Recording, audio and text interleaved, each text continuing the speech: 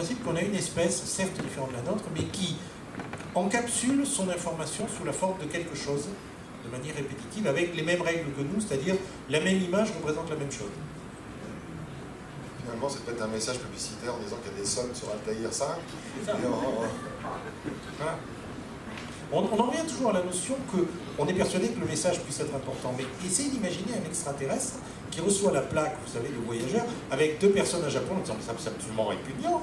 Qui est-ce qui s'est amusé à faire des graphiques comme ça? C'est la reçoit dans la vie. Oui, voilà, donc vous imaginez, on n'en fait rien. Qu'est-ce que vous voulez faire de quelque chose comme ça? Quelle utilité est-ce que ça peut avoir pour vous? Surtout si vous êtes une espèce spatiale, dont vous êtes capable d'aller ramasser tout ce dont vous avez besoin dans les astéroïdes autour de vous ou à la planète d'à côté. Si vous êtes capable de faire ça, vous n'avez littéralement besoin de rien. L'univers est rempli de tout ce dont vous pouvez avoir besoin de manière absolument semblable. Si on savait exploiter le système solaire, c'est d'ailleurs le réflexe que vous disent les gens qui sont en train de détruire l'écologie, c'est pas grave, on ira chercher les choses ailleurs. Ah oui, non mais vous avez des civilisations qui vous disent ça, enfin vous avez des continents qui vous disent ça. Et bien à ce moment-là, vous avez effectivement tout ce dont vous avez besoin. Si vous voulez de l'eau, le système solaire comporte, je crois, 1 million de fois la quantité d'eau que vous avez sur la Terre. Sous forme de comètes, sous forme de tout ça. Donc à la limite, vous dites, bon, on pollue l'eau, d'accord, très bien, mais il y en a 1 million de fois plus à l'extérieur, on va chercher. Oui. Donc vous êtes dans une démarche dans laquelle vous vous dites, pour quelle raison est-ce que je m'intéresserais à un extraterrestre, à part encore une fois la curiosité, qui est une chose importante, et la possibilité de se dire, il y a du fric à faire avec, mais sous forme d'information, sous forme d'art. D'ailleurs, dans un des derniers bouquins que j'ai lu, je crois que c'était publié par la Talente, en fait, les extraterrestres qui débarquent, qui sont sous une forme d'intelligence artificielle, ils disent que la seule chose qui les intéresse sur Terre, ce sont les romans qu'écrivent les écrivains de science-fiction, parce que ça fait tellement rire les autres que ça se vend très bien à l'extérieur.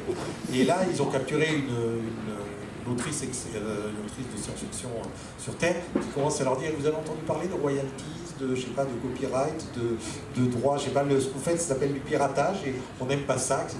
Et la conversation devient vraiment intéressante. Il y a un phénomène que tu n'as peut-être pas parlé aussi, c'est quand tu dis à quoi va servir l'extraterrestre. Il y a beaucoup de civilisations humaines qui ont été basées sur l'esclavage.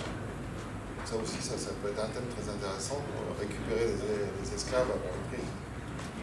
Mais encore plus, si tu es capable d'avoir un vaisseau spatial qui franchit les distances entre trucs, il y a de fortes chances que tu aies une robotique de bonne qualité. Et de ce côté-là, je veux dire, l'humain moyen, il va faire grève.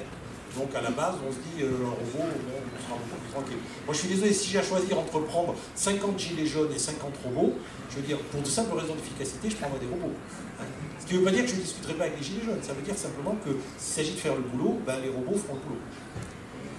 Bon, on va finir sur cette note positive, on va dire, qu'on ne risque pas d'être réduit en esclavage par nos non-voisins extraterrestres. Merci à tous. Au passage, il y a une nouvelle sur ce thème-là qui a été écrite par Frédéric Brown il y a bien longtemps, où les extraterrestres sur Terre capturent un individu pour savoir qu'est-ce qu'on peut tirer des humains, et ils tombent sur un poivreau irlandais qui est complètement beurré, incapable d'accomplir la tâche la plus simple, qui se nourrit à peu près exclusivement de whisky, et qui décide de garder par pitié dans le zoo, en disant mais les terriens, il n'y a rien à en faire, on leur fout la paix. Et le type a sauvé le monde simplement en étant sorti du peuple totalement ravagé. La nouvelle est extraordinaire.